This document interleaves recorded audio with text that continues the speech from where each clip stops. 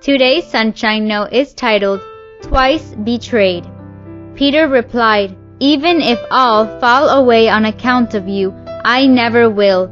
After a while, those standing there went up to Peter and said, "Surely you are one of them, for your accent gives you away."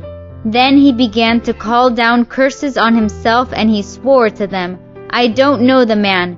Immediately a rooster crowed. Matthew 26, verses 33 through 75.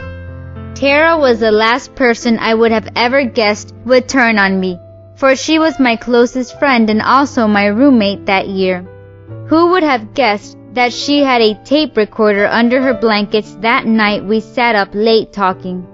I should have been suspicious when she started asking all those strange questions about my boyfriend. I shouldn't have answered them, but he and I were struggling and it suddenly felt nice to tell someone how frustrated I was with him. She seemed so understanding. I told her everything I felt and she patted me supportively, all the while wickedly recording our conversation. And what did she do with that tape? Next morning, she took it straight to my boyfriend. I was shocked when he suddenly broke up with me, until I found out about the tape. I had never felt so betrayed in my life. We talk a lot about how Jesus was betrayed by Judas for 30 pieces of silver. But if you think about it, two people betrayed him that night, Judas and Peter.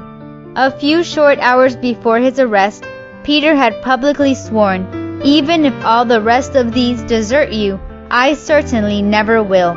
He had professed loyalty before everyone, but at his first chance to show his loyalty, he denied he knew Jesus, just as Jesus predicted he would, right when Jesus needed him the most. Two men, two acts of betrayal. They made the same mistake. But think of how differently their stories ended. When Peter realized his mistake, he ran off into the night and wept bitterly. But he went on. 3 days later, at the first sight of Jesus, he swam to shore like a crazy person to make it right. Peter went on to become the speaker at Pentecost and a leader in the early Christian church, converting thousands of Jews. Judas? Well, he went out that night and hung himself. You see, there are two possible reactions when you find you've betrayed the Lord: give up or pick up and start over. Think of the thousands who might have been lost if Peter had given up as Judas did. We all let God down sometimes, but it's what we do afterward that matters most. Don't give up. God forgives and sends us out again. May God bless you today.